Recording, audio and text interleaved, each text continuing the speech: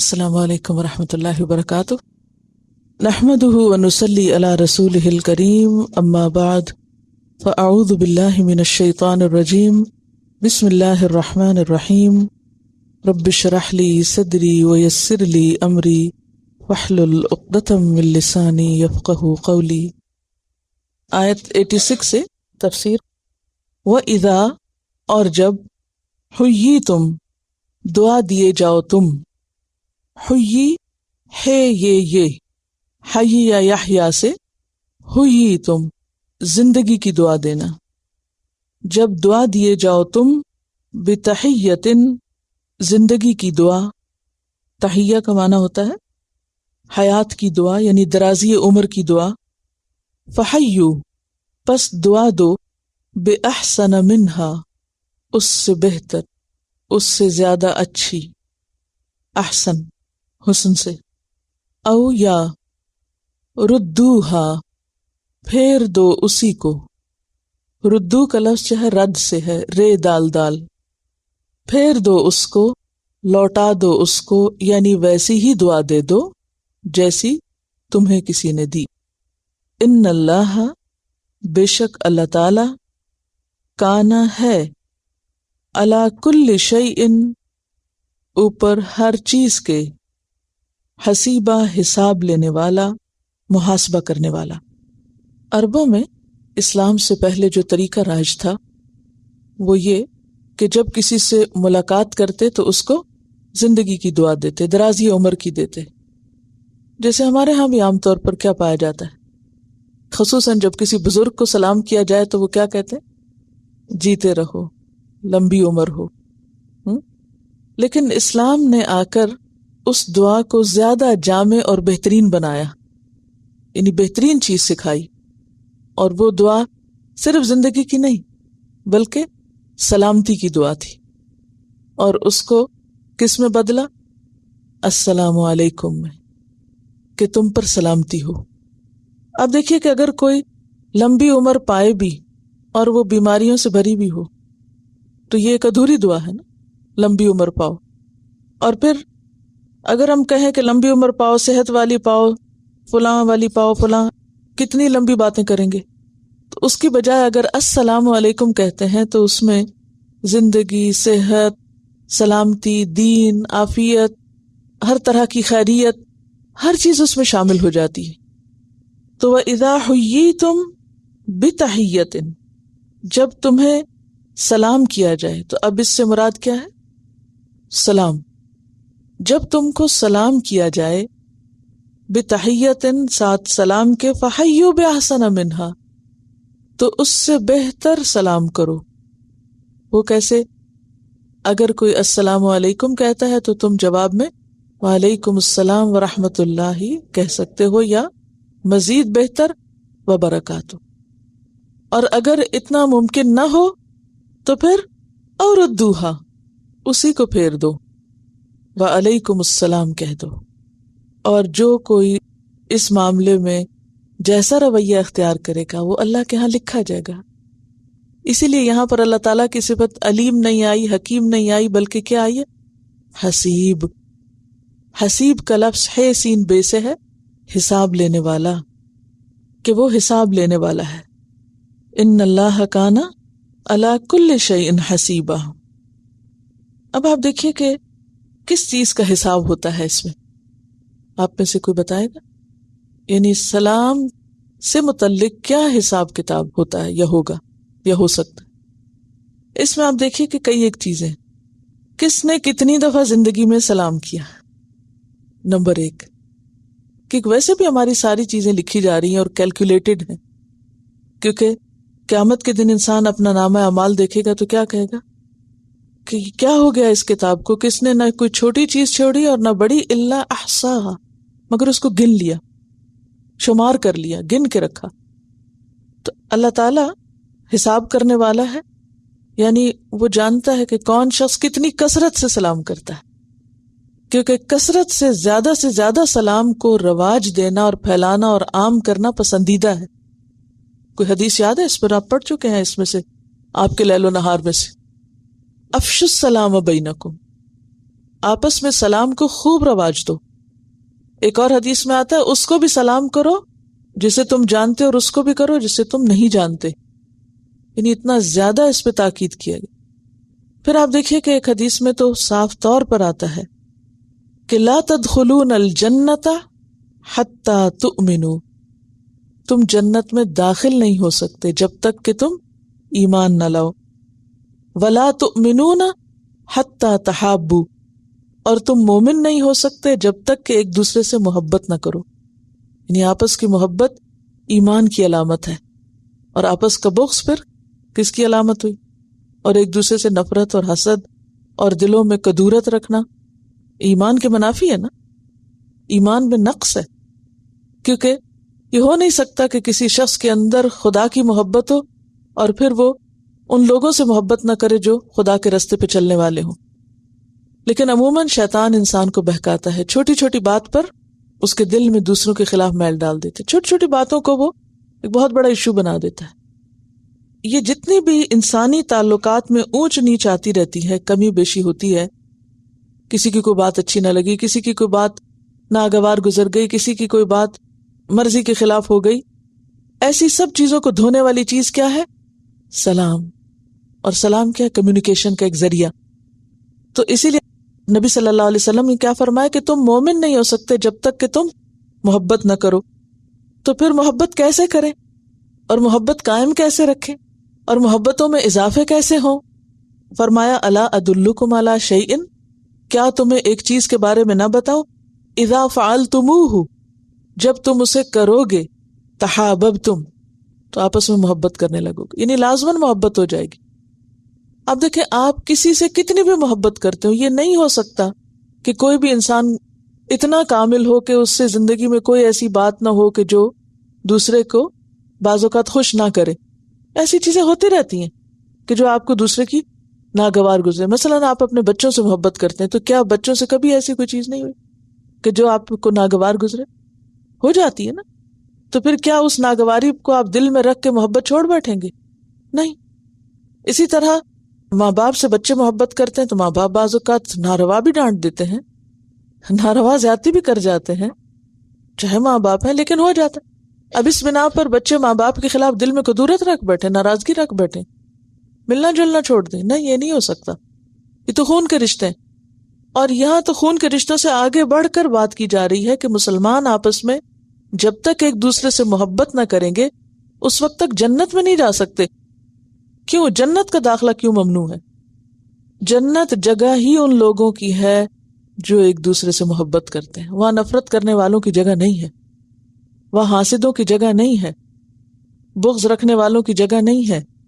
وہ جگہ ہے ہی ان لوگوں کے لیے جو محبت کرنا جانتے، جو باہم محبت رکھتے ہیں. تو آپ صلی اللہ علیہ وسلم نے کتنی زیادہ اس پہ تاکید کی کہ تم جنت میں جا نہیں سکتے جب تک کہ ایمان نہ ہو، مومن ہو نہیں سکتے جب تک کہ محبت نہ کرو. کیا میں نہ بتاؤں تمہیں وہ چیز کہ تم کرو تو تم میں محبت پیدا ہوگی؟ اور وہ کیا ہے؟ افشوا السلام بینکم، آپس میں سلام کو خوب رواج دو، خوب خوب پھیلاؤ، کثرت سے سلام کرو.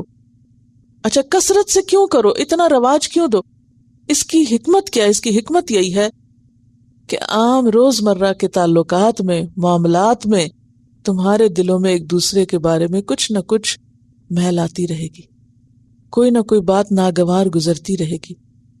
اب دیکھیں دو ہی رویے نا، ایک تو ایک انسان سب سے الگ تھلگ ہو کے کسی پہاڑ کے گوشے میں جا بیٹھے، کسی جنگل میں نکل جائے، اور ایک یہ کہ لوگوں کے بیچ میں رہے.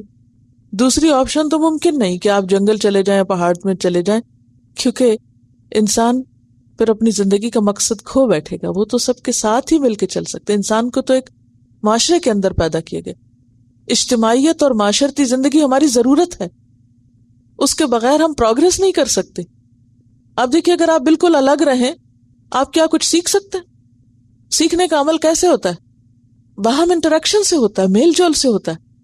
جب آپ لوگوں کے بیچ سوشلائز کرتے ہیں، لوگوں کے بیچ میں بیٹھتے ہیں، کچھ ان سے سیکھتے ہیں، کچھ انہیں سکھاتے ہیں، اور اس طرح آپ کا ذہن بھی ترقی پاتا ہے، آپ کو رہنے سہنے کا سلیقہ اور ڈھنگ آتا ہے.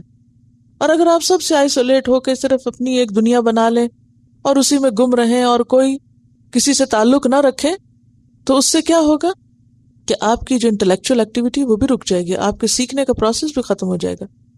اور اگر آپ سیکھتے کچھ نہیں تو آپ زندگی ڈھنگ سے گزار کیسے سکیں گے؟ آپ تو اپنے اوپر ایک بوجھ ہیں اور دوسروں پر ایک بوجھ ہے. تو اس لیے کیا ضروری ہے کہ انسان ایک دوسرے سے انٹریکٹ کرتا رہے. اور جب انٹریکٹ کرے گا، جب ساتھ نکلے گا تو لازماً ٹکراؤ ہوں گے. اور بڑے ٹکراؤ نہ بھی ہوں تو چھوٹے چھوٹے کلیشز ہوتے رہتے ہیں. کیا بہن بھائیوں میں چھوٹے چھوٹے کلیشز نہیں ہوتے؟ کوئی دن جاتا ہے کہ نہ ہو؟ مثلاً مثال دیجئے، بہن بھائیوں کے کلیشز کیا ہوتے ہیں؟ مثلاً کوئی آج کا ہی واقعہ بتا دیجئے. اس نے میری جرابیں پہن لی، میری جرابیں وہ پہن لیتے. اب آپ دیکھیں کہ اس میں اگر کسی نے دوسرے کی چیز استعمال کر لی تو غصہ آئے گا نا. اچھا، اور ایک سو رہا تھا، دوسرے نے زور سے دروازہ بند کیا اور بھول کے بند کر دیا، غصہ آئے گا نا. اچھا، اور کیا ہو سکتا ہے؟ کسی کی پلیٹ میں سے کچھ لے لیا. چھوٹی چھوٹی چیزیں، بے شمار چھوٹی چھوٹی چیزیں ہوتی ہیں جو گھر میں اکٹھے رہنے سے ایک دوسرے کے لیے تکلیف کا سبب ہوتی ہیں. بعض اوقات عادتوں کا اختلاف ہوتا ہے، مزاج کا اختلاف ہوتا ہے. اللہ نے ہر انسان کو بالکل ایک الگ چیز بنایا، کوئی انسان دوسرے جیسا نہیں ہے. جب ہر دوسرا انسان آپ سے مختلف ہے تو سوچ میں بھی فرق ہوگا، پسند اور ناپسند میں بھی فرق ہوگا، اور طریقہ زندگی میں بھی فرق ہوگا. ہر چیز میں اختلاف ہے آپ کا دوسرے سے. تو جب آپ رہ ہی اختلاف بھری دنیا میں رہے ہیں تو پھر اس میں لازماً یہ بات ہوتی ہے کہ انسانی تعلقات متاثر ہوتے ہیں. اب اس کے لیے دو ہی طریقے تھے، یا تو یہ کہ متاثر ہوتے رہیں اور کسی بڑے کلیش پہ جا کے ختم ہو، یا یہ کہ ان کی روز صفائی ہو. دیکھیے، آپ کو اپنے دل کی روز صفائی کرنی پڑتی ہے، اللہ کا ذکر کرنا پڑتا ہے، آپ کے دل کا میل اور وہ ایک ڈپریشن دور ہوتا ہے. آپ کو اپنا جسم دھونا پڑتا ہے، نہانا پڑتا ہے، ہاتھ منہ دھوتے ہیں آپ، گھر صاف کرنا پڑتا ہے، سڑکیں اور بازار، ہر چیز کی صفائی ضروری ہوتی ہے نا. اسی طرح انسانی تعلقات کے اختلاف اور ناگوار اور ناپسندیدہ باتوں کی صفائی بھی ضروری ہے دلوں سے، اور روزانہ ضروری. اور اس کا صرف ایک حل ہے، اور وہ کیا ہے؟ سلام. اب آپ دیکھیے کہ سلام سے کیا ہوگا. دیکھیے، سلام جب کثرت سے ہوگا تو اس کا لازمی نتیجہ ہے کہ اللہ کے رسول صلی اللہ علیہ وسلم کی بات سچی ہے کہ پھر محبت پیدا ہوگی دل میں. وہ جو غصہ تھا نا، مثلاً ایک شخص نے آپ کا دل دکھایا اور پھر دل دکھا کے تو وہ دوسرے کمرے میں چلا گیا، تھوڑی دیر کے بعد پھر اندر آیا اور آ کے کہتا ہے السلام علیکم. کیا ہوگا؟ وہ جو پچھلی بات تھی وہ اگر پوری ختم نہ بھی ہو تو کچھ نہ کچھ اس کا اثر، اور بعض اوقات واقعی پوری کی پوری ختم ہو جاتی ہے صرف ایک جملہ بولنے سے، السلام علیکم. اچھا، یہ کیا ہے؟ وہ جو کمیونیکیشن ختم ہوئی تھی، وہ جو دروازہ پٹک کے گئے تھے، اب وہ کھولنے پر السلام علیکم سے کیا ہوا؟ دوبارہ کمیونیکیشن بحال ہو گئی. اور یہ بحال ہونا ضروری ہے. اگر کوئی شخص کسی پر زیادہ ہی غصے میں ہے تو صرف 3 دن کی اجازت ہے، 3 دن کی، کہ آپ 3 دن ناراض رہ سکتے ہیں، چاہے میاں بیوی ہیں یا کچھ اور. چوتھے دن اگر آپ نے ایک دوسرے سے صلح نہیں کی اور آپس میں تعلقات دوبارہ بحال نہیں کیے، اور خدا نخواستہ اس حال میں وفات ہو گئی، تو کیا ہوگا معلوم ہے آپ کو؟ اگر کوئی کسی سے ناراض ہے اور کمیونیکیشن بند ہے، بول چال ختم ہے، اور اتنے میں ان میں سے ایک فوت ہو جاتا ہے، تو نقصان کیا ہے؟ اس پر جنت ممنوع ہو جاتی ہے، وہ جنت میں نہیں جا سکے گا. پھر اسی طرح یہ ہے کہ ہر سوموار اور جمعرات کو انسانوں کے اعمال پیش ہوتے ہیں. جن 2 لوگوں کے درمیان لڑائی ہوتی ہے تو اللہ تعالیٰ کیا فرماتے کہ ان کے عمل روک لو حتیٰ کہ یہ آپس میں صلح کر لیں.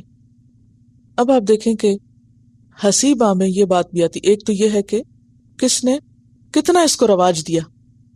تو جنت میں جانے والوں کی علامت یا نشان یا عادت کیا ہے کہ وہ بہت زیادہ سلام کرنے والے ہیں، کیونکہ جنت میں جب جائیں گے فرشتے ان کو سلام کریں گے، وہ آپس میں ایک دوسرے کو سلام کریں گے.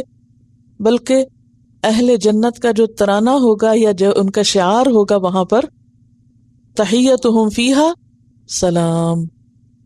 یہ اہل جنت کی صفت ہے. جس کو یہ عادت دنیا میں پڑ جائے وہ خوش قسمت ہے. یعنی ہر جنتی کو یہ الفاظ بکثرت دہرانے ہوں گے. تحیتہم فیہا سلام. پھر اہل جنت پر اللہ تعالیٰ کی طرف سے سلام آئے گا. فرشتے سلام کریں گے، آپس میں ایک دوسرے کو سلام کریں گے. اس پر پوری ایک کیسٹ موجود ہے السلام علیکم کے نام سے. اس میں ساری احادیث اور کافی ڈیٹیلز موجود ہیں. اس کو آپ ڈیٹیل کے لیے سن لیجئے، کیونکہ سلام کرنا جنت میں جانے کا نسخہ ہے، اور جواب دینا واجب ہے، لازم ہے. اگر کوئی شخص کسی کو سلام کرتا ہے اور دوسرا جواب نہیں دیتا تو وہ گناہگار ہے، کیونکہ وہ اللہ کے حکم کی نافرمانی کر رہا ہے. اذا حییتم بتحیۃ فحیوا باحسن منہا او ردوہا، کہ اس سے زیادہ بہتر کرو. اگر زیادہ بہتر کی توفیق نہیں تو کم از کم اتنا تو کرو جتنا کسی نے تمہیں کیا. جواب دینا واجب ہے، اور اگر کوئی نہیں جواب دیتا تو سخت گناہگار ہے. اس کا کوئی جواز نہیں. یعنی آپ کی کسی کے خلاف کتنی بھی ناراضگی، کوئی جواز نہیں کہ کوئی آپ کو سلام کرے اور آپ منہ موڑ کے ادھر دیکھنے لگے اور پھر جواب نہ دیں. کسی مومن کے اندر اس قسم کا کوئی کمپلیکس نہیں ہو سکتا، اور اس کے اندر ایسی انا اور ایسی رکاوٹ نہیں ہو سکتی، کیونکہ ایمان تو ساری انائیں توڑ دیتا ہے. تو بیسیکلی ابھارا اس چیز پر جا رہا ہے کہ تم کثرت سے سلام کرو، صرف سلام نہیں، کثرت سے. اب آپ دیکھیے کہ قیامت کے دن آپ کے نامہ اعمال میں سارے سلام بھی ہوں گے. اس شخص نے اتنے زیادہ سلام کیے، حساب ہوگا. تو جس کا جتنا نامہ اعمال زیادہ سلام سے بھرا ہوا ہوگا اتنا ہی وہ جنت میں زیادہ اچھی طرح داخل کیا جائے گا انشاءاللہ. اس میں آپ دیکھیے کہ جیسے گھر میں آپ کے ایسے رشتہ دار ہو سکتے ہیں، آئے ہوئے ہیں، کہیں آپ جا رہے ہیں، تو جہاں انٹریکشن ہوگا وہاں تو آپ سلام کریں گے، اور اگر انٹریکشن نہیں تو راہ چلتے ہوئے آپ جا رہے ہیں تو اس میں آپ اوائڈ کر سکتے ہیں، اور خصوصاً جب یہ نہ پتا ہو کہ کوئی مسلمان ہے یا نہیں. لیکن مثلاً آپ گھر میں، ہمارے یہاں جو کمبائنڈ فیملی سسٹم ہوتا ہے اس میں دیور ہے گھر میں، کوئی اور رشتہ ہے، تو اب یہ تو نہیں ہو سکتا کہ آپ جہان بھر کی اور ضروری باتیں کر لیں اور سلام ہی نہ کریں. تو جس سے بھی کام کلام ہوگا، مثلاً آپ دکان پر گئے ہیں، آپ سودا خرید رہے ہیں، ساری باتیں کر رہے ہیں نا، تو جہاں بھی انٹریکشن ہوگا، جہاں بھی آپ ضرورت کی کوئی بات کریں گے وہاں سلام بھی کریں گے. دیکھیے وہ 7 آدمیوں کو الگ سے تو کوئی نہیں کرتے کہ اس کو سلام، اس کو، اس کو.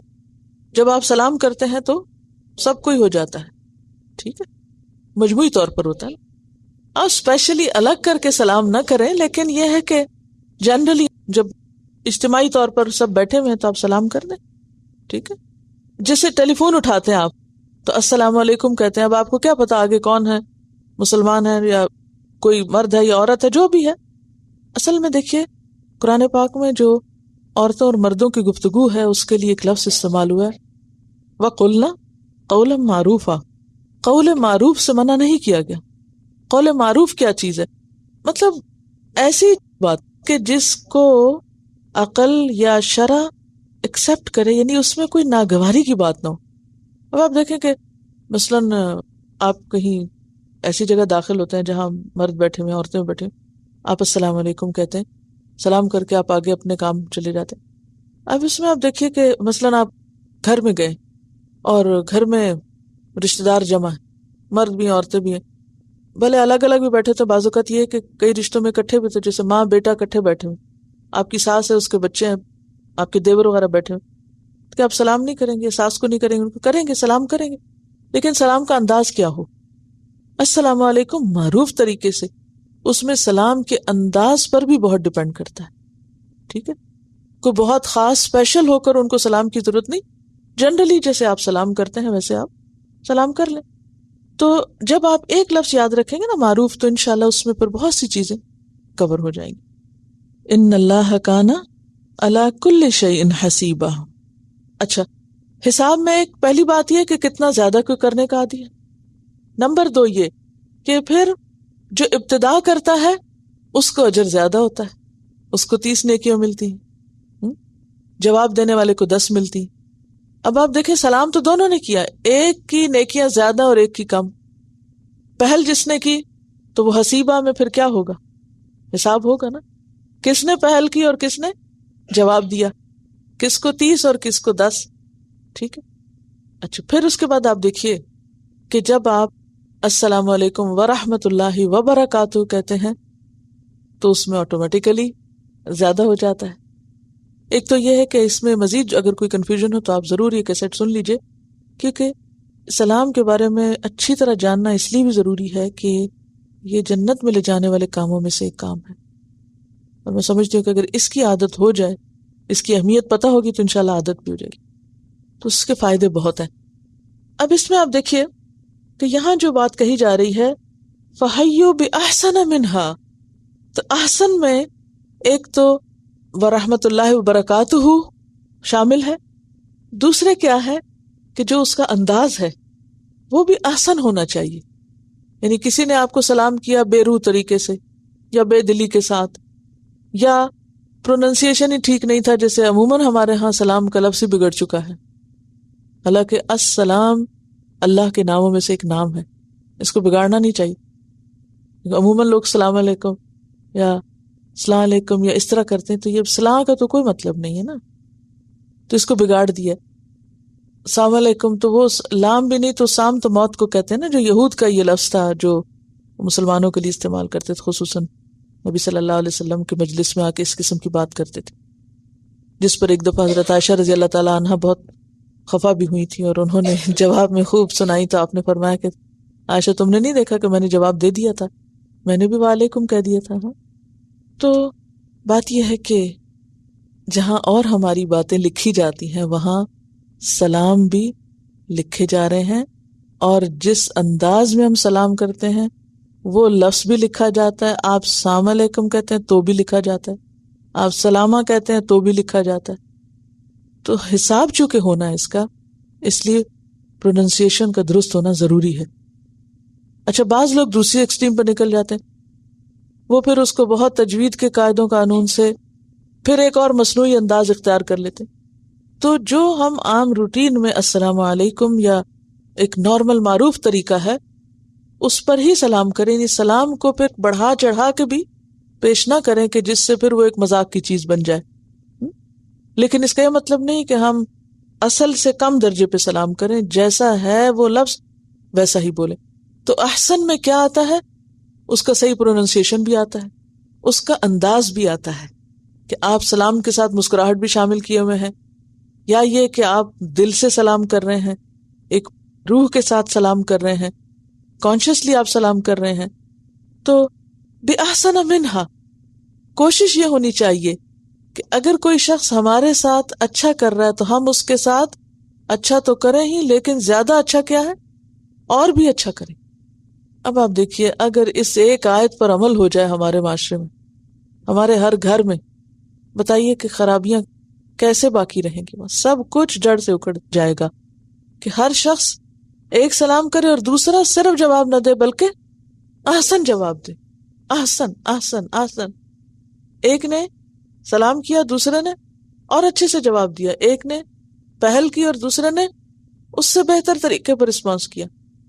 تو اس سے کیا ہوگا، تعلقات میں بہتری ہوگی. اور ردوہا، یا اسی کو لوٹا دو، یہ کم از کم درجہ ہے کہ تم اتنا تو جواب دو. بعض لوگوں کو مشکل ہوتی ہے جواب دینے میں بھی، اور جواب دینا بھی پسند نہیں کرتے، یا جواب دینے میں بھی سستی کرتے، یا پھر کیا کرتے ہیں وہ اس کو اہم نہیں سمجھتے، وہ کہتے ہیں نہ بھی دیا تو کیا ہوا. نہیں، دیکھیے کسی انسان کی ہم سے کوئی بھی زیادتی ہو تو اس زیادتی کا بدلہ اللہ لینے والا ہے، لیکن ہمارا فرض کیا بنتا ہے؟ مثلاً آپ کسی کو جواب اس لیے نہیں دیتے کہ اس نے آپ کے ساتھ بہت زیادتی کی، فار ایگزامپل ضرور کی ہوگی، مان لیا کی ہے، لیکن اس کا معاملہ اللہ پہ چھوڑیے. اللہ نے جو آپ کو کہا نا وہ آپ کیجئے، جو آپ کی ذمہ داری ہے، اور وہ کیا ہے؟ دیکھیے جب آپ اللہ کا حکم نہیں مان رہے، یعنی اللہ کے حکم کی خلاف ورزی ہے نا جواب نہ دینا اور ردوہا نہ کرنا، یہ اللہ کے حکم کی نافرمانی. جب آپ اللہ کے حکم کی نافرمانی کر رہے ہیں تو پھر آپ اللہ کی رحمت سے خود محروم ہو رہے ہیں. کوئی شخص اللہ کی نافرمانی کر کے اللہ کی رحمت نہیں پا سکتا. اللہ کی رحمت آتی ہے اللہ کی فرما برداری سے. اور جب کوئی شخص اللہ کی خاطر کسی کو معاف کر دیتا ہے تو اس کا اجر بھی بہترین طریقے سے اللہ سے پاتا ہے۔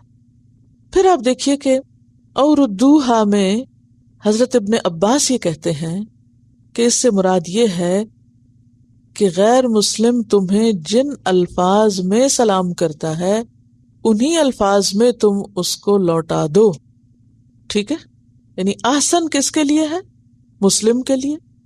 ایک مسلمان کے لیے کیا پسندیدہ ہے کہ وہ دوسرے کو بہتر سے بہتر جواب دے، اور صرف ردوہا اگرچہ مسلمان کے لیے بھی ٹھیک ہے لیکن اس سے مراد غیر مسلم ہے۔ اگر وہ آپ کو ہیلو کرتے ہیں تو آپ کیا کریں؟ ہیلو کر دیں۔ آداب اگر کوئی کہے تو آپ اسے وعلیکم السلام کہیں گے نا آداب۔ یہ کیوں کہا گیا کہ جو وہ کہے وہی کہو؟ کیوں؟ وجہ یہ بھی سکھانے کا ایک طریقہ ہے نا، ٹھیک ہے؟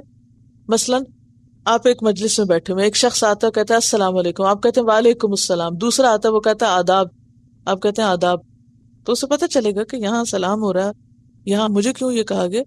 کیونکہ غلطی میری اپنی ہے۔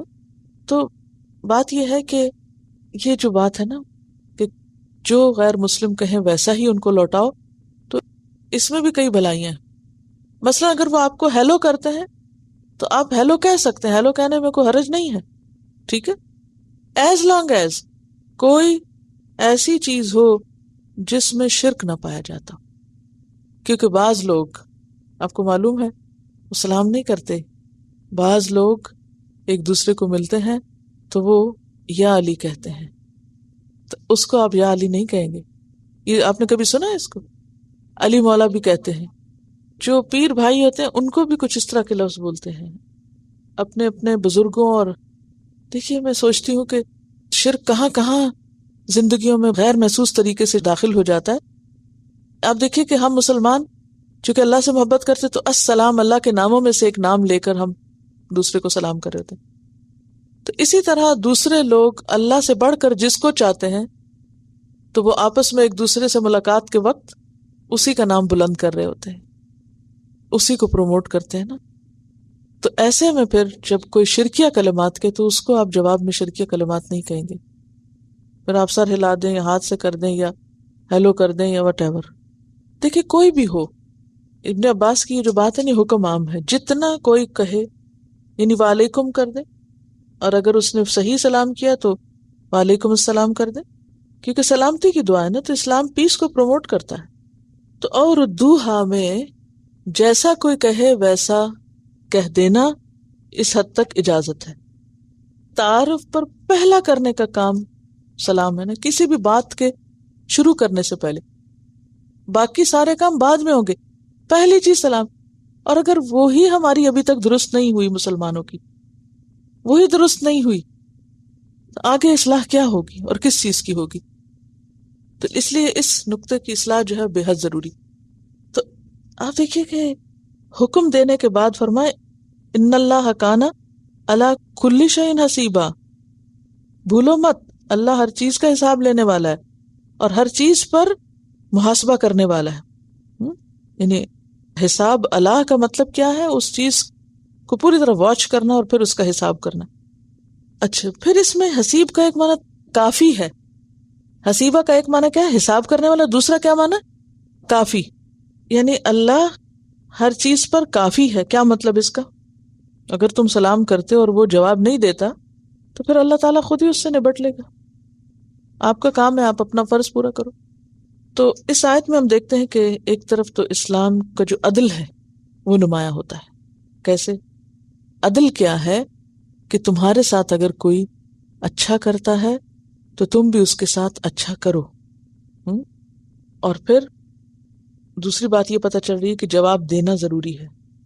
تیسری بات یہ ہے کہ اگر کوئی شخص آپ کو صحیح سلام نہیں کرتا، جیسے ابھی آداب وغیرہ کی بات ہوئی، اگر کوئی آپ کو صحیح سلام نہیں کرتا یا کوئی غلط مشرکانہ لفظ استعمال کرتا ہے تو ایسی صورت میں آپ اس کو اہلاً و سہلاً یا ویلکم یا خوش آمدید کہہ سکتے ہیں، لیکن اس کے اس انداز میں آپ شریک نہیں ہو سکتے، کیونکہ انسان انفلوئنس ہو جاتا ہے نا، جیسا کہ آپ سے کہتا ہے تو پھر ویسا ہی آپ کو کرنا پڑتا ہے۔ اچھا، ایک بات یہ ہے کہ ساری مخلوق اللہ کی مخلوق ہے، تو دلوں میں دوسروں کے بارے میں تعصب اور نفرت، اور محض کسی اس وجہ سے کہ وہ ہمارے دین میں سے نہیں ہے، ہم اس سے کوئی اصلاح کی، اسلام کی بات تو بتائی نہیں، صرف نفرت سے آغاز کرے، تو ایسے لوگوں کی پھر بات آگے نہیں بنے گی۔ انسانوں کے لیے دل میں ہمدردی پیدا کریں۔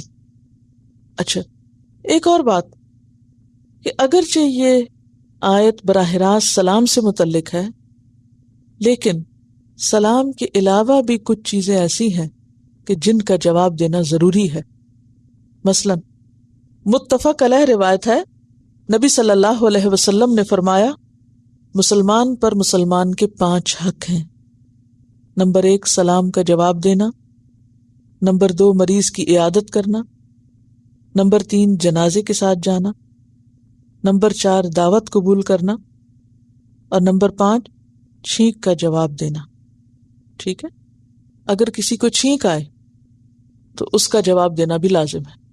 اور چھینک کا جواب بھی کب دیا جائے گا؟ جب کوئی چھینکنے کے بعد الحمدللہ کہے، اور اگر کوئی خود نہیں الحمدللہ کہہ رہا تو پھر جواب دینا بھی ضروری نہیں۔ ٹھیک ہے، پھر اسی طرح اگر کوئی آپ کو کسی خوشی کے موقع پر کوئی مبارکباد دیتا ہے تو اس صورت میں آپ کو بھی جواب میں کوئی نہ کوئی دعا دینی چاہیے۔ ٹھیک ہے، پھر اسی طرح اگر کوئی آپ کو ہدیہ دیتا ہے یا تحفہ دیتا ہے تو اس کا جواب بھی دینا چاہیے، یعنی موقع کی مناسبت سے آپ کو بھی کچھ نہ کچھ دوسرے کو دینا چاہیے۔ تو اس میں آپ دیکھیے کہ احسن منہا اور ردوہا، تحفے میں بھی کیا حکم ہے کہ یا تم زیادہ بہتر دو، لیکن عموماً ہمارے یہاں زیادہ بہتر کیا سوچ کے دیا جاتا ہے؟ اپنی بڑائی جتانے کو نا، لیکن وہ نیت نہیں ہونی چاہیے۔ کیا ہونا چاہیے کہ جو کسی کی توفیق ہے وہ اس کے مطابق دے رہا ہے، اور جو آپ کی توفیق ہے آپ اس کے مطابق دے رہے ہیں، کیونکہ حدیث میں آتا ہے تہادو تحابو، ایک دوسرے کو ہدیہ دیا کرو۔ ٹھیک ہے، اب بعض اوقات ایسا ہوتا ہے کہ اگر کوئی شخص ہدیے کے جواب میں احسن نہیں دے سکتا، ویسی نہیں دے سکتا، تو ایسی صورت میں دعا جو ہے، دعا یا شکر گزاری کے الفاظ جو ہیں وہ ضروری ہیں، کیونکہ کمیونیکیشن جو ہے وہ 2 وے ہونی چاہیے، 1 وے نہیں ہونی چاہیے۔ واضح؟ اور ان ساری چیزوں کے پیچھے ان اللہ کان علی کل شیء حسیبا، یہ اس لیے بھی کہا گیا کہ جب ایک انسان دوسرے کے ساتھ بھلائی کرتا ہے تو جواباً کیا ایکسپیکٹ کرتا ہے؟ خواہ آپ کسی کو سلام کریں، خواہ آپ کسی کو تحفہ دیں، خواہ آپ کسی کے بیماری میں یا تکلیف میں اس کی مدد کریں، تو جواباً انسان کیا ایکسپیکٹ کرتا ہے کہ دوسرا بھی میرے ساتھ ایسا کرے۔ دوسرے کو حکم دیا گیا کہ ضرور کرو، لیکن بعض اوقات اگر کسی وجہ سے کوئی نہیں کر سکتا تو ایسے میں ہمیں کیا حکم دیا گیا، کیا تعلیم دی گئی ہے کہ جب کوئی تم پر احسان کرے تو تم اس کا بدلہ دو، اور اگر تم نہیں دے سکتے تو دعا دو، کیونکہ جو دعا دیتا ہے کسی کے احسان کے بدلے میں وہ ایک طرح سے بدلہ دے دیتا ہے۔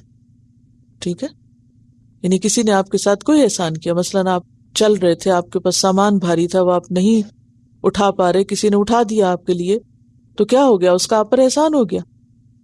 کسی نے آپ کے لیے دروازہ کھول دیا، کسی نے آپ کے لیے جگہ بنا دی، تو ایسی صورت میں جتنے بھی احسان اور خیر خواہی کی چیزیں کسی انسان کی طرف سے آپ پر آتی ہیں تو آپ کا ذمہ بنتا ہے، اسلامی فرض بنتا ہے کہ آپ اس کا جواب لوٹائیں، اور اگر آپ کسی بھی طرح نہیں لوٹا سکتے تو دعا، ایون اگر کسی کو بولنے کی صلاحیت نہیں تو کم از کم مسکراہٹ، یعنی ایکنالجمنٹ ضروری ہے۔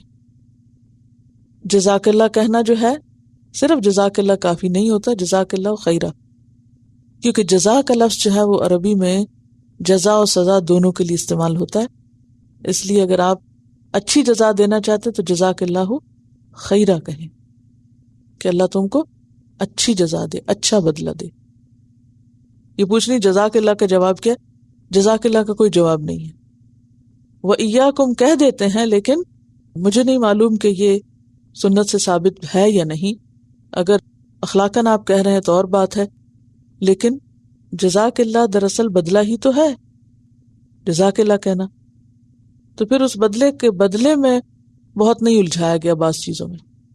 چلیے، اللہ لا الہ الا ہو، اللہ تعالی اس کے سوا کوئی الہ نہیں، جیسے کہ قرآن پاک میں آتا ہے وَإِلَٰهُكُمْ إِلَٰهٌ وَاحِدٌ لَيَجْمَعَنَّكُمْ، البتہ ضرور جمع کرے گا تم کو، إِلَىٰ يَوْمِ الْقِيَامَةِ، قیامت کے دن، یعنی تمہارے اولین اور آخرین سب کے سب کو ایک دن اکٹھا کرے گا، لا ریب فیہ، جس میں کوئی شک ہی نہیں.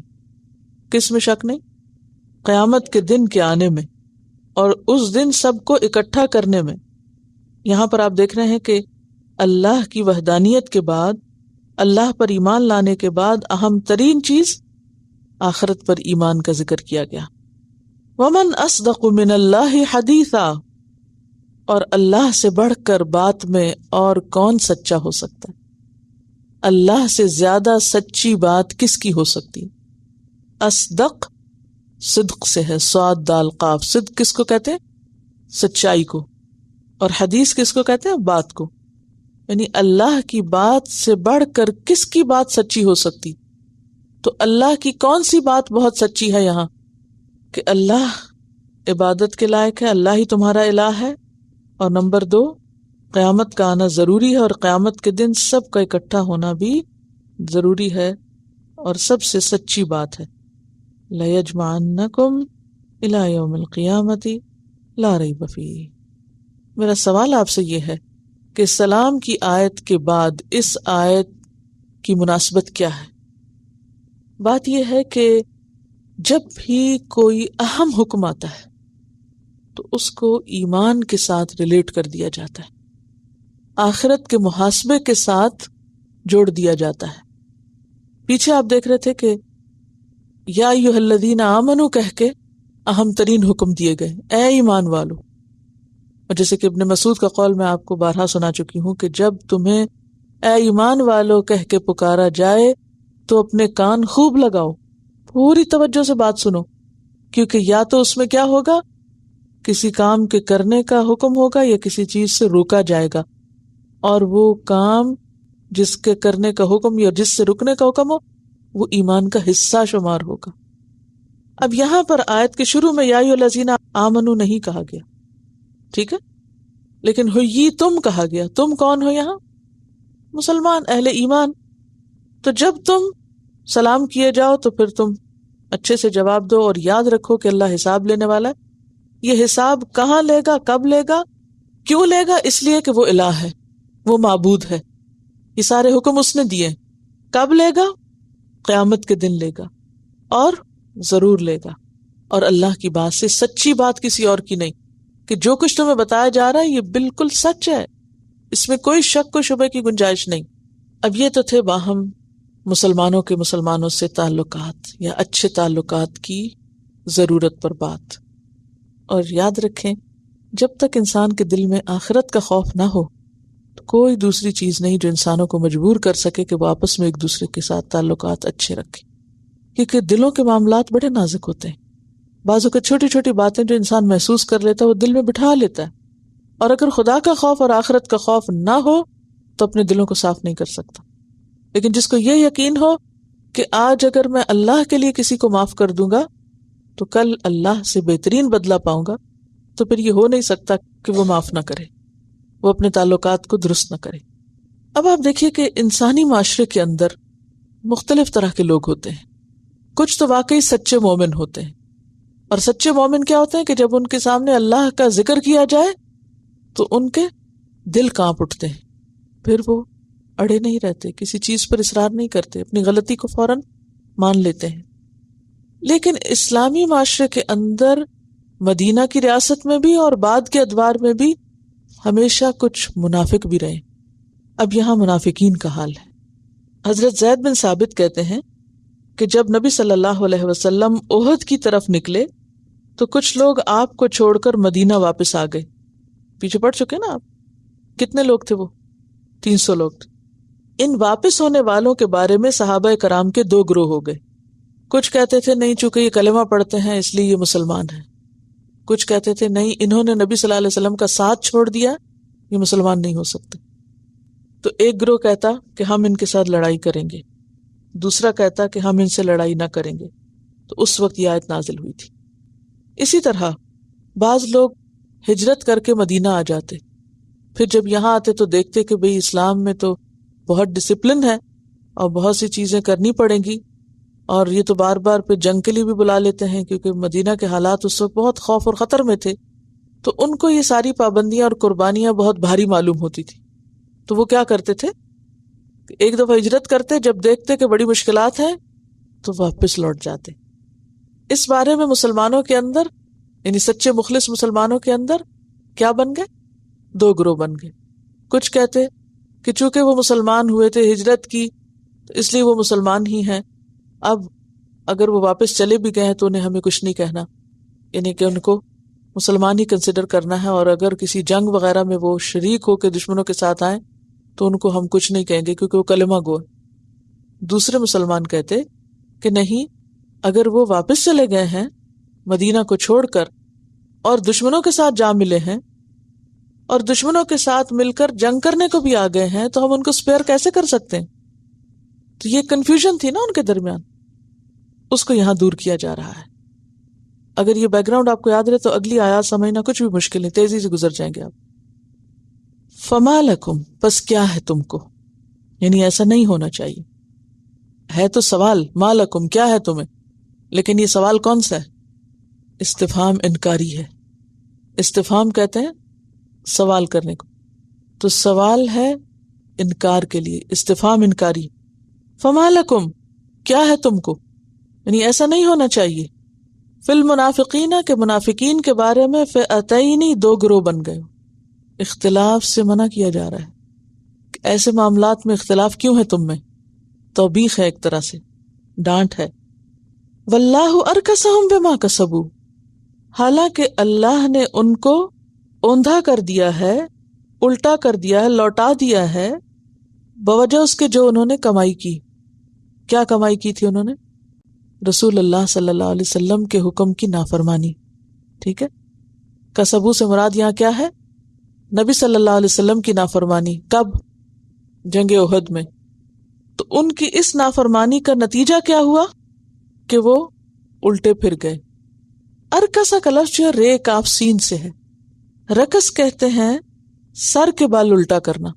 امیجن کریں، سر کے بال الٹا کرنا، اوپر سے نیچے کو اوندھا پھینکنا، کسی چیز کو الٹا کر کے اس کو الٹا گرانا، یہ ہے اس کا لفظی معنی۔ لیکن ضروری نہیں کہ فزیکلی ہو، بلکہ عقل کا پھر جانا، عقل کا اوندھا ہونا، مت ماری جانا، یہ عام استعمال ہوتا ہے نا، فلاں کی تو مت ماری گئی یا اس کی عقل ماری گئی، یعنی ان کا تو دماغ ہی چل گیا، ان کی تو سمجھ میں نہیں آتا۔ یعنی مت ماری جانا کا مطلب ہے کہ اب وہ حیران پریشان ہیں، ان کو سمجھ ہی نہیں آتا کہ وہ کریں کیا۔ اور یہ کیوں ہوا؟ کیونکہ انہوں نے نبی صلی اللہ علیہ وسلم کی نافرمانی کی تھی۔ اب آپ ذرا سوچئے، مدینہ نقشہ ذہن میں لائی، مدینہ سے سب نکل رہے ہیں، احد کی طرف آ رہے ہیں، ٹھیک ہے، آدھے راستے پہ آ کے 300 لوگ واپس جا رہے ہیں، احد کو پیچھے کر کے واپس جا رہے ہیں۔ اب یہ کیسے پھر رہے ہیں؟ الٹے پھر رہے ہیں، جا رہے ہیں نا، انہیں جانا تھا کہاں؟ احد کی طرف، اور وہ کدھر جا رہے ہیں؟ واپس مدینہ کی طرف۔ یہ ان کا الٹا پھرنا ہے، ٹھیک ہے۔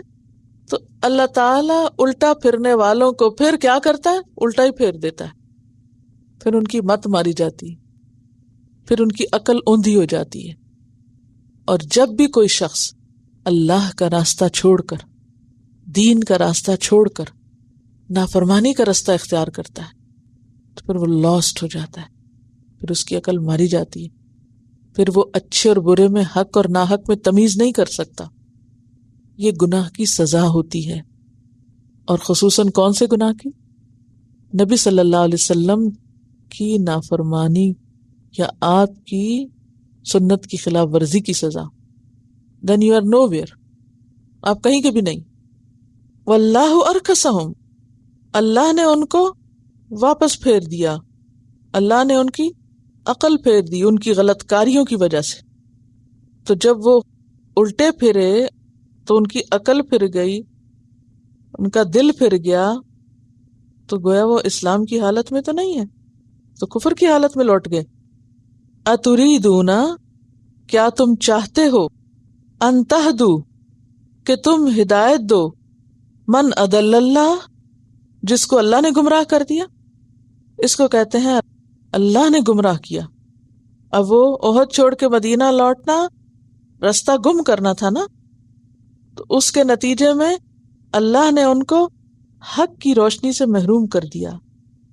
جب انہوں نے نبی صلی اللہ علیہ وسلم کا ساتھ چھوڑ دیا، مشکل میں آپ کو تنہا چھوڑ دیا، تو پھر ایسے لوگوں کا اللہ کہاں سے مددگار ہو سکتا ہے اور کیسے مددگار ہو سکتا ہے؟ ان تنصر اللہ ینصرکم، اگر تم اللہ کی مدد کرو گے تو اللہ تمہاری مدد کرے گا، اور اگر تم اللہ کے رسول کی یا اللہ کی نافرمانی کرو گے، واپس پلٹو گے، تو اللہ بھی تم کو پھیر دے گا. پھر تم نیکی سے دور ہوتے چلے جاؤ گے اور گناہوں میں آگے سے آگے ہوتے چلے جاؤ گے. اس سے زندگی کا بڑا اہم اصول پتہ چلتا ہے کہ جو شخص اللہ کے رسول صلی اللہ علیہ وسلم کا اتباع کرتا ہے اور آپ کی سنت کو تھام لیتا ہے، تو اللہ تعالیٰ اس کا دل کھول دیتا ہے اور وہ خیر اور بھلائی کے کاموں میں آگے بڑھتا جاتا ہے. اور اگر کوئی اس کو چھوڑ دیتا ہے تو پھر اس کے لیے نیکی کے راستے مشکل ہوتے چلے جاتے ہیں. اب آپ دیکھیے کہ مثلاً پیچھے سلام کرنے کا کہا گیا، اسی ایک مثال کو لے لیجیے. ایک سنت ہے، یہ سلام کرنا کیا سنت ہے، دین کا شعار ہے، مسلمان کی پہچان ہے. جب دو مسلمان آپس میں ملے تو سلام کرے. اب اگر کوئی شخص اس سنت پر عمل نہیں کرتا، نتیجہ کیا ہوتا ہے؟ تعلقات اچھے نہیں رہتے. جب تعلقات اچھے نہ رہیں، مثلاً شوہر بیوی ہیں یا بہن بھائی ہیں، خون کے رشتے ہیں، وہ دونوں آپس میں ایک دوسرے سے منہ موڑ جائیں، نتیجہ دیکھیے کیا ہوگا. پھر وہ جو ابتدا ہوئی تھی سلام نہ کرنے سے، وہ دلوں کے میل بڑھتے بڑھتے، غیظ غضب غصہ بڑھتے بڑھتے کتنے گناہوں کو جنم دیتی ہے یہ چیز آگے جا کے. جب آپ کا دل کسی کے لیے اچھا نہیں ہوتا تو پھر آپ چپ کر کے بیٹھتے ہیں، اور اگر چپ بھی بیٹھے تو کیا کرتے رہتے ہیں؟ مثلاً آپ کسی سے ناراض ہیں اور اب آپ چپ بیٹھے ہیں، تو چپ بیٹھ کے بھی کیا کرتے ہیں؟ کڑتے رہتے ہیں اور بدگمانیوں کو پالتے چلے جاتے ہیں دماغ میں. پھر شیطان آپ کو لا لا کے وہ بھولی بسری باتیں یاد کراتا ہے، اور آپ کا ذہن الٹا چل پڑتا ہے یا نہیں؟ چل پڑتا نا الٹا. آپ اچھے خاصے سیدھے چل رہے تھے، جب آپ کو کسی سے شکایت ہوئی، کسی کی کوئی بات اچھی نہیں لگی، آپ نے کمیونیکیشن بند کر دی. اب آپ پہلے کیا سوچتے تھے؟ اس کی خیر کے لیے، بھلائی کے لیے. اور جب کمیونیکیشن ہوتی ہے تو پھر آپ اچھے اچھے مشورے بھی کرتے ہیں. پھر آپ کیا کرتے ہیں؟ ایک دوسرے کے ساتھ تعاون علی البر والتقوی ہوتی ہے، ایک دوسرے کے ساتھ تعاون کرتے ہیں نا، مدد کرتے ہیں. جب وہ مدد نہیں رہتی تو پھر کیا ہوتا ہے؟ سوچئے ذرا. میرا خیال ہے آپ کو میری بات نہیں سمجھ آ رہی. نہیں آ رہی؟ دیکھیں اس طرح آگے سے جواب دینا بھی لازم ہے یا نہیں؟ اذا حییتم بتحیۃ، جب آپ سے کچھ پوچھا جائے تو آپ نیچے کو سر کر لیتے ہیں. جواب دیا کریں، اس سے سیکھنے میں مدد ملے گی. کیونکہ انسانی تعلقات بے حد اہم چیز ہیں انسانی ترقی کے لیے، ذہنی ترقی کے لیے، دین اور ایمان کی ترقی کے لیے. آپ کو اس کے اچھے تعلقات بہت ضروری ہیں. مثلاً ہسبینڈ وائف ہے تو بھی دین میں ایک دوسرے کے ساتھ تعاون کرتے ہیں نا، پھر زندگی گزارنے میں ایک دوسرے سے تعاون کرتے ہیں، زندگی کی مشکلات میں ایک دوسرے کے ساتھ مل کے مقابلہ کرتے ہیں مشکلات کا. اور اگر آپ الگ الگ ہیں، آپ کی سوچ الگ الگ ہے، تو اکیلے اکیلے کون کس کس کا مقابلہ کرے گا؟ زندگی کا سفر دوبر ہو جاتا ہے. اسی طرح دو دوست ہیں، دین کے نام پر دوست بنے، اگر کمیونیکیشن بحال ہوگی تو کیا ہوگا؟ روز اچھی اچھی باتیں کریں گے نا، آپس میں ملیں گے، اچھا تم نے کیا پڑھا، میں نے کیا کیا، یہ کیا وہ کیا. اس آپس کے انٹریکشن سے ذہنی ترقی ہوگی. اور اگر آپ دونوں ایک دوسرے سے ناراض ہیں اور نہ ایک دوسرے سے بات کر رہے ہیں، وہ ذہنی ترقی اکیلے بیٹھ کے ہوگی؟ اس کی بجائے کیا ہوگا؟ شیطان آئے گا، وہ آپ کو الٹا چلا دے گا. اب وہی بات ہے جو خیر کی سوچتے تھے آپ، وہ شر کی سوچنے لگیں گے. اب آپ منصوبے بنانے لگیں کہ میں اس کو لیٹ ڈاؤن کیسے کروں. ہاں اچھا، پھر آپ نے کسی سے اس کی تعریف سن لی تو وہاں آپ کی زبان کھل جائے گی، نہیں وہ میری دوست ہے، مجھے پتا، میں تمہیں بتاتی ہوں کیا چیز ہے. اچھا بدگمانی سے کیا ہوا؟ غیبت شروع ہو گئی. غیبت سے کیا ہوا؟ الزام تراشی شروع ہو گئی. اچھا وہ بات اس کو پلٹ کے پتہ چل گئی، اس فلاں نے تمہارے لیے یہ کہا تھا، اس سے ایک اور فساد شروع ہو گیا. وہ جو آپ خیر و بھلائی کے ساتھ نیکی میں ترقی کر رہے تھے، وہ آپ شر میں ترقی کر، تو الٹا پھر گئے نا. کہاں سے الٹے پھرے؟ کس پوائنٹ سے آپ الٹے پھرنے شروع ہوئے؟ اس سنت سے منہ موڑنے سے الٹے پھرے، اس سنت کو چھوڑنے سے آپ الٹے پھرے، اور الٹے پھر کے آپ فساد میں دور چلے گئے. حاصل کیا ہوا؟ دین کو کیا فائدہ ہوا؟ فائدہ کس کا ہوا؟ شیطان کا ہوا. وہ آپ کو اپنا ساتھی بنانے میں کامیاب ہو گیا. تو یہاں پر یہ جو جملہ ہے نا، واللہ ارکسہم بما کسبوا، یہ بہت اہم جملہ ہے. ارکسا نیا لفظ ہے نا، اس لیے شاید آپ کے دماغ میں ٹک نہیں رہا. اللہ نے ان کو الٹا پھیر دیا ان کی کمائی کی وجہ سے، ان کی اس غلطی کی وجہ سے. اور غلطی کیا تھی؟ جنگ احد کے دن منافقین کی، نبی صلی اللہ علیہ وسلم کی نافرمانی، اور آپ کو تنہا چھوڑ جانا اور واپس پلٹ جانا. ایسے میں جب کوئی شخص سنت کو چھوڑتا ہے، آپ کے طریقے کو چھوڑتا ہے، اللہ کو ناراض کرتا ہے، تو وہ ہدایت میں نہیں گمراہی میں ترقی کرتا ہے. اور جب کوئی گمراہی میں ترقی کرنے لگتا ہے، پھر ایسے شخص پر کسی کی نصیحت کارگر نہیں ہوتی. اتریدون ان تہدوا من اضل اللہ، جسے اللہ بھٹکا دے اسے تم ہدایت دو گے؟ پھر ایسے بندے کو کوئی انسان ہدایت نہیں دے سکتا، کسی کی بات اس کو فائدہ بھی نہیں دیتی. وَمَن يُضْلِلِ اللَّهُ، اور جس کو اللہ بھٹکا دے، فَلَن تَجِدَ لَهُ سَبِيلًا، تو تم اس کے لیے ہرگز کوئی رستہ نہ پاؤ گے. کون سا رستہ؟ ہدایت کا رستہ، اصلاح کا رستہ. یعنی جس کو اللہ بھٹکا دے اس کے لیے پھر ہدایت کا دروازہ بند. اسی لیے نبی صلی اللہ علیہ وسلم کو بھی کہا گیا تھا، اِنَّكَ لَا تَهْدِي مَنْ أَحْبَبْتَ، آپ اس کو ہدایت نہیں دے سکتے جس سے آپ محبت رکھتے ہو. بعض اوقات انسان اپنے پیاروں کے لیے کیا چاہتا ہے کہ ان کو ہدایت ہو جائے، اور ہر طریقہ اور تدبیر اختیار کرتا ہے، کامیاب نہیں ہوتا. تو انسان کے ہاتھ میں نہیں ہوتا، کیونکہ جب ان کا دماغ چلا ہوا ہے اور انہوں نے خود ڈیسیژن کچھ اور لیا ہوا، تو آپ کیا کر سکتے ہیں؟ لیکن جب تک وہ خود انٹرسٹ نہیں شو کرتا، خود سنجیدہ نہیں، تو آپ کی نصیحتیں اس پہ کارگر نہیں ہو سکتی. تو یہاں بہت ایک اہم بات کہی جا رہی ہے کہ اختلاف ناپسندیدہ ہے مسلمانوں کا. فَمَا لَكُمْ فِي الْمُنَافِقِينَ فِئَتَيْنِ، اور دوسری بات یہ کہ برے اعمال انسان کی ہلاکت کا سبب ہوتے ہیں. صغیرہ گناہ بھی بعض اوقات انسان کو کبیرہ گناہ کی طرف لے جاتے ہیں، اور کبیرہ گناہ انسان کو کفر کی طرف لے جاتے ہیں، اور کفر انسان کو کہاں لے جاتا ہے؟ جہنم میں لے جاتا ہے. تو اس کے لیے بے حد ضروری ہے کہ مرض کا علاج بر وقت کیا جائے. اگر کسی بھی مرض کا علاج بر وقت نہ ہو تو کیا ہوتا ہے؟ ہلاکت، موت. اور پھر یہ کہ ہدایت اور گمراہی سراسر اللہ کے ہاتھ میں. اللہ جس کو چاہتا ہے ہدایت دیتا ہے، تو پھر وہ دیکھتا ہے نا کہ کون ہدایت کے لائق ہے. تو یہاں منافقین کا ذکر اس لیے بھی کیا گیا کہ معاشرے میں منافقین کا طرز عمل انتشار کا اور بدامنی کا باعث ہوتا ہے. ودو، وہ چاہتے ہیں. کون چاہتے ہیں؟ منافقین چاہتے ہیں. اور ود کس کو کہتے ہیں؟ دل سے چاہنا، بکل قلب، ہاں، یعنی اپنے دلوں میں چاہتے ہیں. یعنی ایک ہوتی ہے نا محبت، اور ایک ہوتی ہے ود. ود جو ہے محبت سے بھی آگے. ودو، وہ دلوں میں چاہتے ہیں. لو تکفرون، کاش تم بھی کفر کرتے. کس کے بارے میں چاہتے ہیں وہ؟ مسلمانوں کے بارے میں. کما کفروا، جیسے انہوں نے کفر کیا، جیسے انہوں نے رسول کی نافرمانی کی، یہ چاہتے ہیں تم بھی کر دیتے. کیوں یہ چاہتے ہیں وہ کہ تم بھی کرو نافرمانی؟ وہ تمہیں بھی کیوں اکساتے ہیں؟ تاکہ وہ اور تم برابر ہو جاؤ. فتکونون سواء، پھر تم ہو جاؤ انہی کے ساتھ برابر. کس میں؟ کفر میں. تاکہ وہ اندھیرے میں تو تم بھی آ جاؤ، تو سب کا حال ایک جیسا ہو جائے. فلا تتخذوا، پس نہ تم بناؤ، منہم، ان سے، اولیاء، دوست. انہیں دوست مت بناؤ. اولیاء کس کی جمع ہے؟ ولی. ولی ولایت سے قریب، جس سے قریبی تعلق ہو.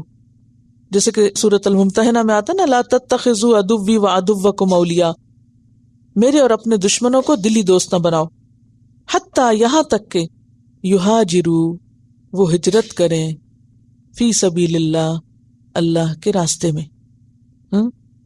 یہاں تک کہ وہ اللہ کے راستے میں ہجرت کریں.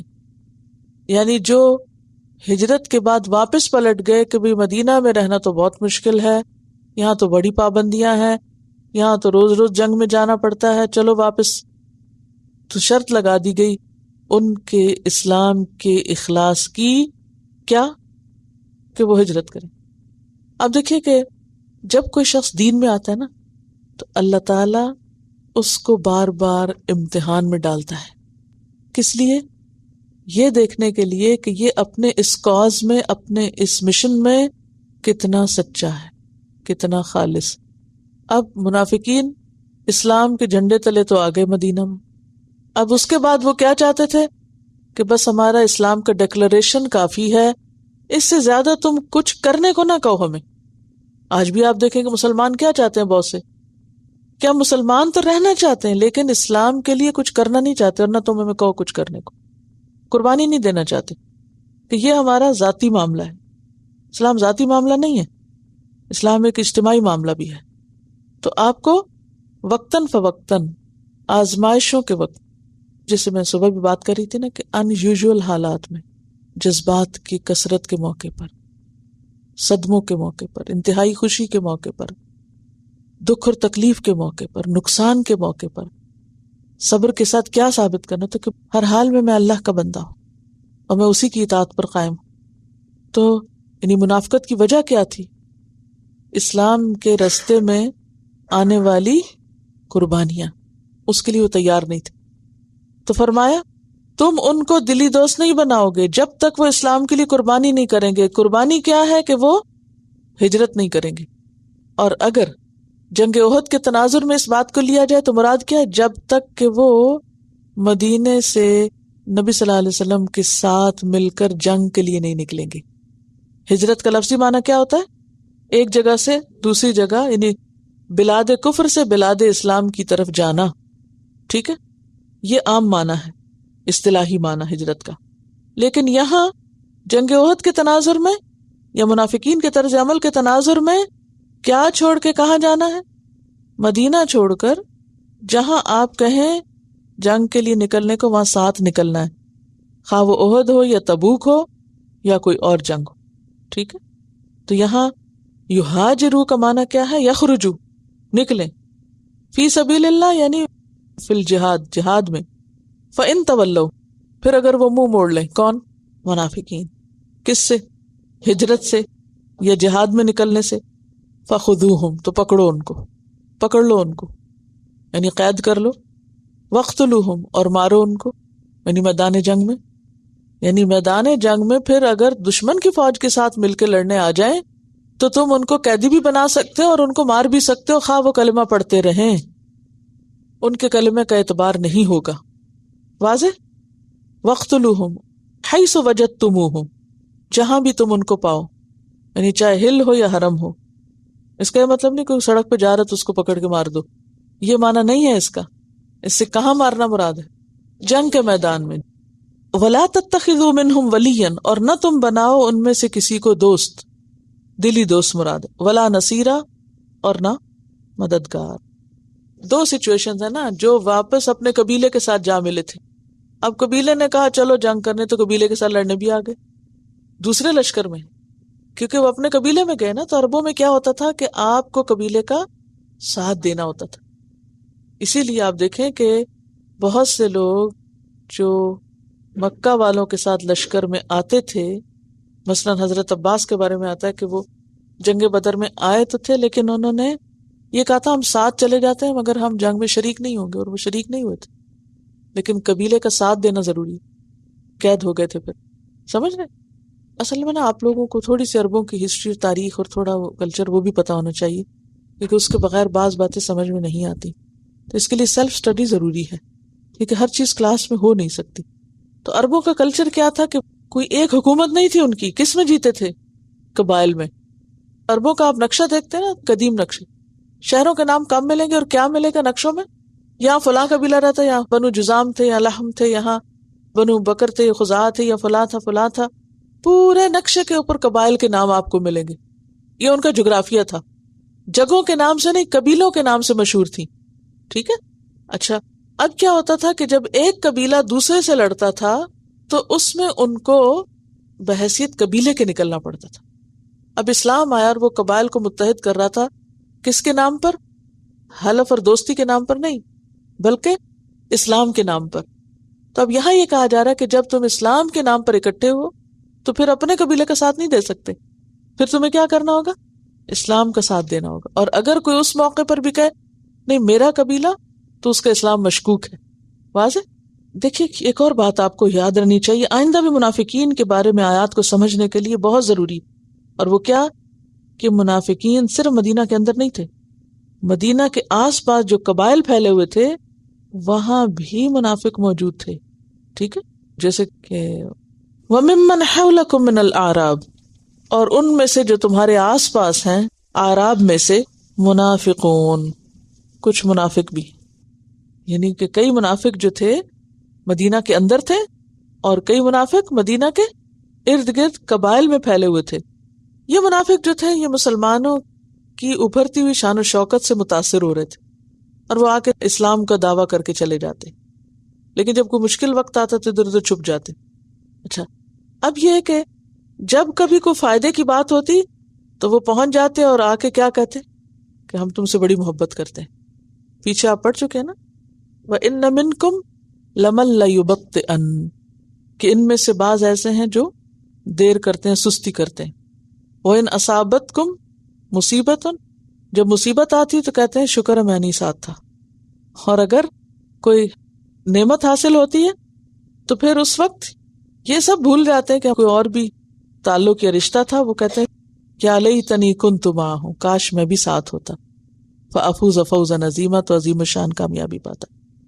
تو یہ آیت کس کے بارے میں؟ منافقین کے بارے میں، مسلمانوں کے بارے میں نہیں ہے، منافقین کے بارے میں، کہ منافقین کا طرز عمل کیا ہے کہ خیر کے کاموں میں سستی دکھاتے ہیں، لیکن اگر اس کام میں کوئی نقصان ہو جائے تو شکر کرتے ہیں، فائدہ ہو جائے تو کہتے ہیں کاش ہم بھی شریک ہوتے.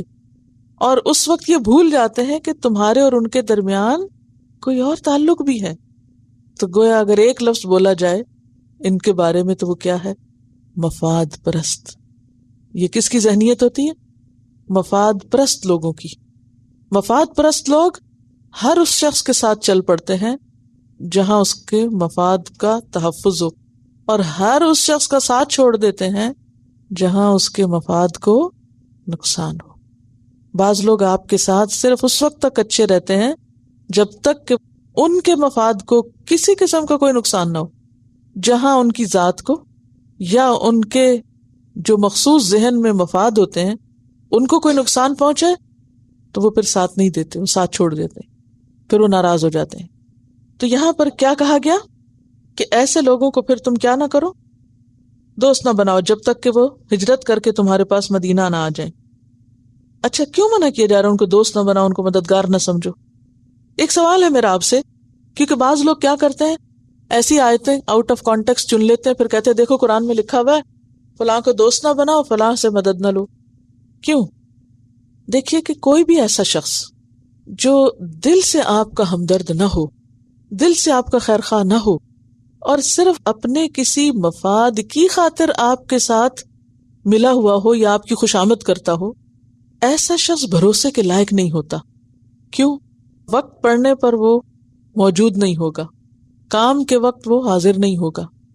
اب آپ دیکھیں کہ آپ نے کسی کو دوست سمجھا، اور فرینڈ ان ڈیڈ کون ہے؟ فرینڈ ان نیڈ.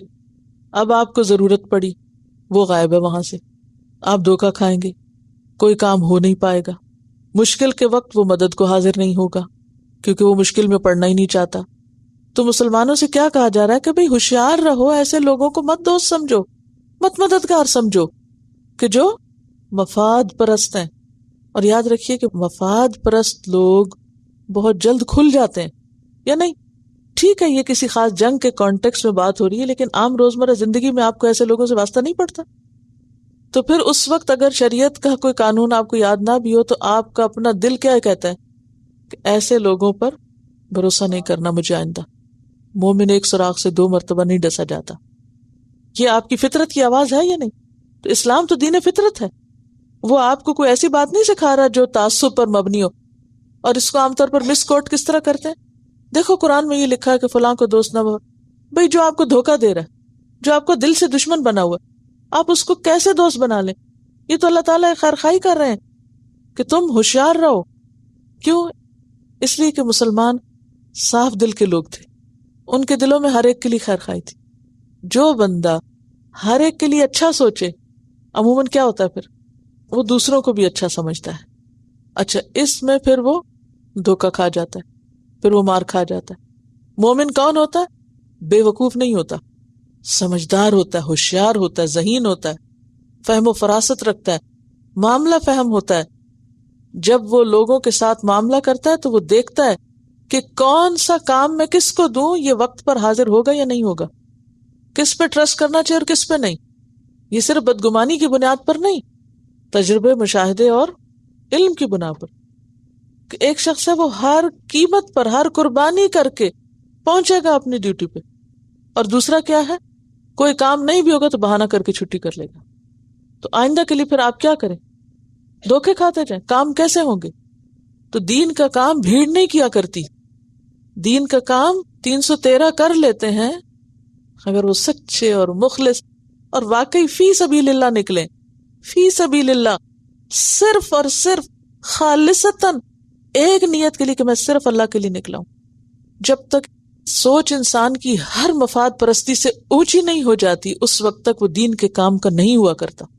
آج مسلمان کیوں پیچھے؟ کہ ایسے مخلص لوگ کم ہو گئے کہ جو دین کا کام صرف ایک ہی غرض سے کریں، اور وہ غرض ان کی کیا ہو کہ دین کا نام بلند ہو. لِتَكُونَ كَلِمَةُ اللَّهِ هِيَ الْعُلْيَا، تاکہ اللہ کا نام بلند ہو. اور اگر اس میں کسی قسم کی کھوٹ شامل ہو گئی، کوئی لالچ، کوئی غرض، کوئی مفاد، کوئی بھی چیز، خواہ وہ سیلف پروجیکشن ہو یا کوئی مالی مفاد ہو یا کچھ اور، تو وہ پھر شخص صرف اس کے اندر کام کرے گا. جب مال کا فائدہ ہوگا کام کرے گا، جب مال نہیں ملے گا کام چھوڑ دے گا. جب اس کو اپنی ذات کی نمائش مقصود ہے تو جب تک اس کی خوشامد ہوگی، واہ واہ ہوگی، وہ کام کرے گا. جس دن اس کی واہ واہ نہیں ہوگی اس دن وہ بیٹھ جائے گا. ایسے لوگ پھر دین کے حقیقی مددگار نہیں ہو سکتے. لہٰذا تم ان کو نہ دوست سمجھو نہ مددگار سمجھو. یہ کہا جا رہا ہے سمپلی. دیکھیے مومن کی سمجھداری کیا ہوتی ہے؟ مومن صاحب فراست ہوتا ہے، اللہ کے نور سے دیکھتا ہے.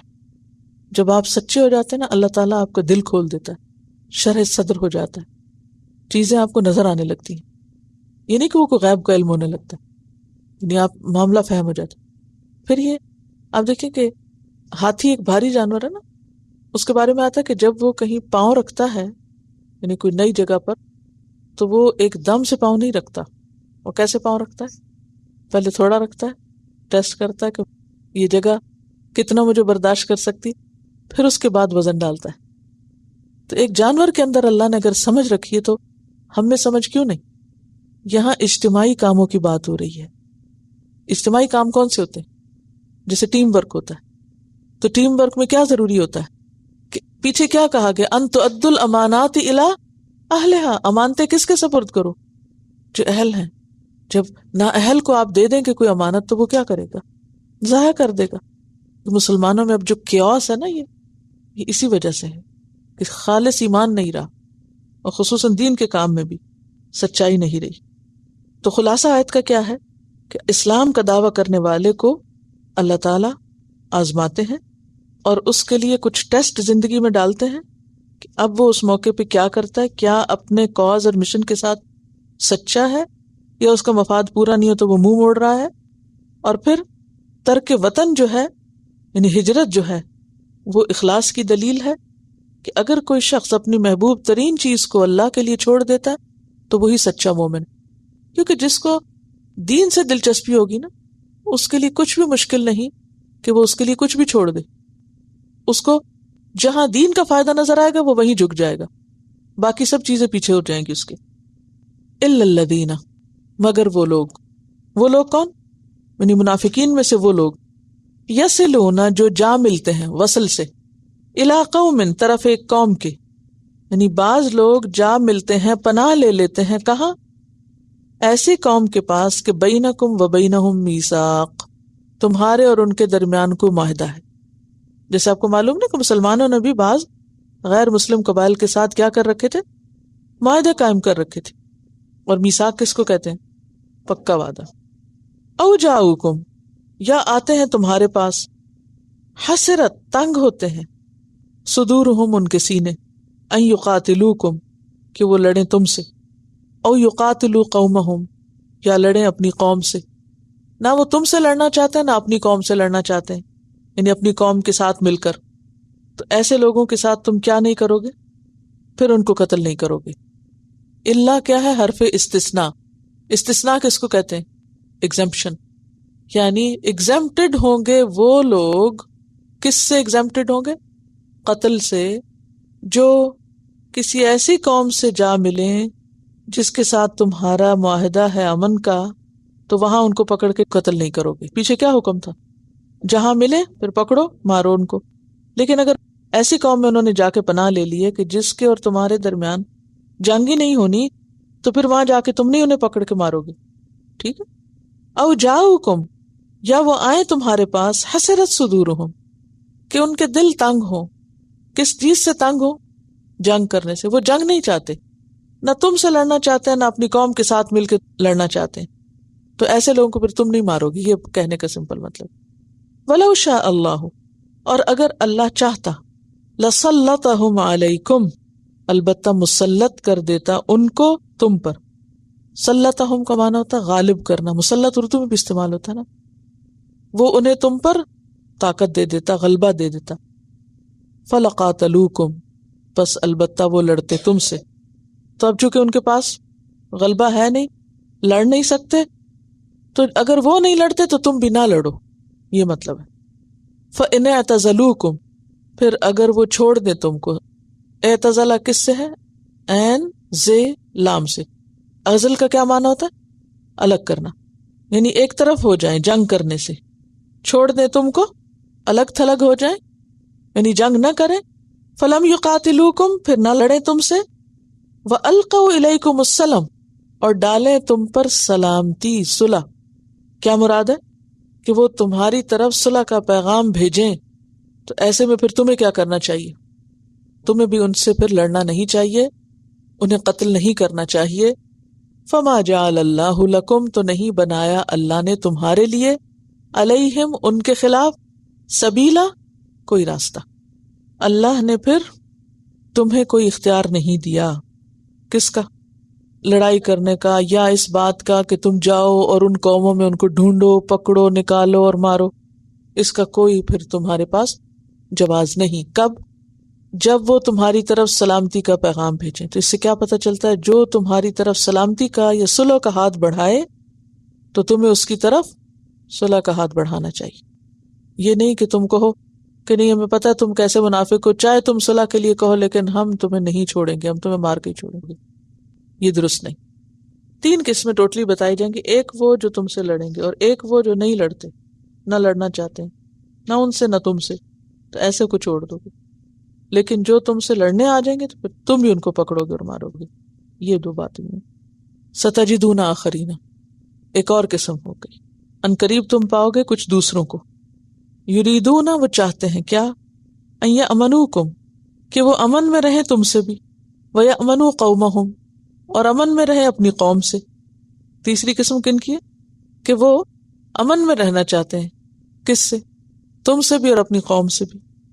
لیکن اس کے باوجود کلما ردوا الی الفتنۃ، جب وہ پھیرے جاتے ہیں طرف فتنے کے، اور فتنے سے مراد یہاں قتال ہے یا شرک ہے، ارکسوا فیہا، تو کود پڑتے ہیں اس میں.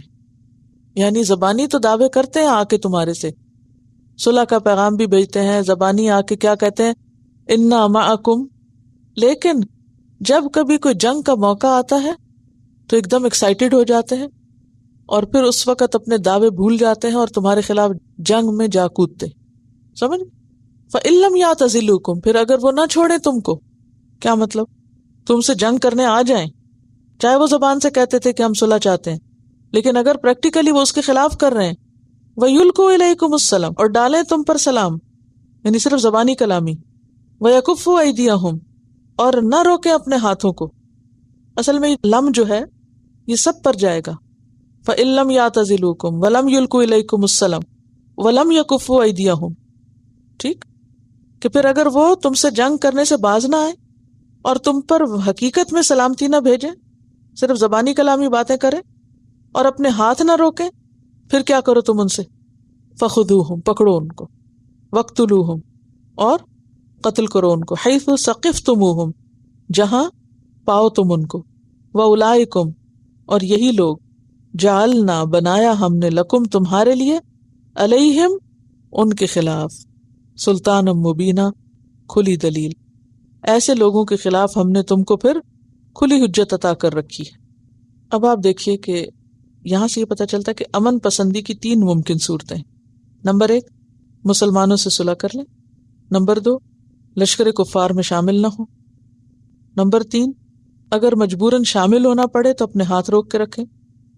اور اگر یہ تینوں باتیں نہیں ہیں تو پھر اس کا کیا مطلب ہے کہ ان کی نیت خراب ہے، اور ان کا علاج کیا ہے کہ پھر انہیں ختم کر دیا جائے۔ تو ٹوٹلی اب تک جو کچھ آپ نے پڑھا ہے منافقین کے بارے میں، اس میں 3 گروہ آپ کے سامنے آئے۔ کون کون سے؟ منافقین کے بارے میں مسلمانوں میں 2 رائے تھیں۔ کیا 2 رائے تھیں؟ ایک گروہ کہتا تھا وہ کلمہ گو ہیں، انہیں قتل نہ کیا جائے۔ دوسرا کہتا تھا نہیں، وہ دھوکہ باز ہیں اور یہ صرف اوپر اوپر سے کلمہ پڑھ رہے ہیں، لہٰذا اگر یہ جنگ میں آتے ہیں تو انہیں مارا جا سکتا ہے۔ اللہ سبحانہ وتعالیٰ نے بالکل معاملے کو واضح کر دیا کہ یہ 3 طرح کے لوگ ہیں۔ نمبر 1 وہ ہیں کہ جو مقابلے پہ آ جاتے ہیں، لڑتے ہیں، تو پھر تمہارا کیا فرض بنتا ہے؟ تم بھی ان کا جیسا کریں ویسا جواب دو۔ نمبر 2، نہیں لڑنا چاہتے، نہیں لڑنا چاہتے، سلامتی کا پیغام بھیجتے، صلح کا پیغام بھیجتے، کیا کرو؟ تم بھی صلح کر لو۔ نمبر 3، زبانی تو صلح کا پیغام بھیجتے ہیں لیکن پریکٹیکلی کود پڑتے ہیں، جنگ سامنے آئے تو پھر تم کیا کرو؟ پکڑو ان کو، مارو ان کو۔ وآخر دعوانا ان الحمد للہ رب العالمین۔ سبحانک اللہم وبحمدک، نشہد ان لا الہ الا انت، نستغفرک ونتوب الیک۔ السلام علیکم ورحمۃ اللہ وبرکاتہ۔